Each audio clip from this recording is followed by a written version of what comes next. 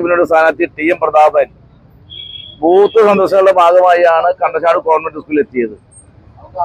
തോൽവി മുന്നിൽ കണ്ട് വെപ്രാളം കൊണ്ട് RSSന്റെയും സംഘപരിവാറിന്റെയും പ്രവർത്തകർ, പ്രത്യേകിച്ചും RSSന്റെ പ്രവർത്തകൻ യാതൊരു പ്രകോപനവുമില്ലാതെ എന്തെന്താ നിനക്കിവിടെ കാര്യമെന്ന് ചോദിച്ച് ചാടി വീണ് സ്ഥാനാർത്ഥിയെ ഉന്തി കഴുത്തിൽ പിടിച്ച് തള്ളി.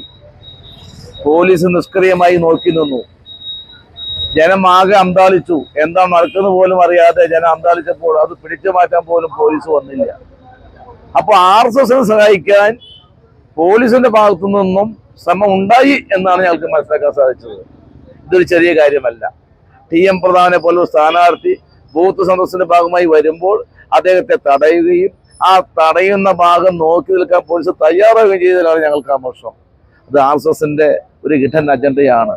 തോൽവിയിൽ മുന്നിൽ കണ്ടുകൊണ്ട് RSS സംഘപരിവാർ ശക്തികൾ ഐക്യജനാധിപത്യ മുന്നിൽ പ്രവർത്തകർക്ക് നേരെ മാത്രമല്ല സ്ഥാനാർത്ഥിക്ക് നേരെയും അക്രമം അഴിച്ചുകൂടിയാണ്.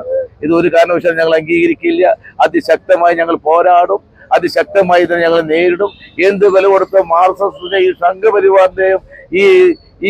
സംഘപരിവാറിന്റെയും ഈ ദുഷ്പ്രവർത്തനങ്ങൾക്കെതിരെയും ഈ കയ്യേറ്റങ്ങൾക്കെതിരെയും അതിനെ സഹായിക്കുന്ന പോലീസിനെതിരെയുള്ള ശക്തമായ പോരാട്ടം ഞങ്ങളുടെ ഭാഗത്തുണ്ടാകുമെന്ന കാര്യത്തിൽ യാതൊരു സംശയവും വേണ്ട. ബൂത്ത് നമ്പർ 205 സ്ഥാനാർത്ഥി പോളിംഗ് ഏജന്റിനും അവിടെ വോട്ടിംഗ് നടക്കണ്ടോ എന്ന് പരിശോധിക്കാൻ വന്ന സമയത്ത് BJPയുടെ പോളിംഗ് ഏജന്റ് മുൻ MP കൂടിയ സ്ഥാനാർത്ഥിയെ കഴുത്തിൽ പിടിച്ച് തള്ളി.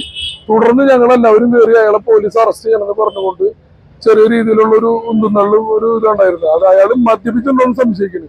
അയാളെ പോലീസ് കസ്റ്റഡിയിൽ എടുത്തോന്ന് വരെ നമുക്ക് സംശയം. പോലീസിന്റെ കസ്റ്റഡിയിൽ നിന്ന് അയാളെ റിലീസ് ചെയ്ത് കൊണ്ടുപോയി എന്നാണ് നമ്മളിപ്പോ സംശയിക്കുന്നത്.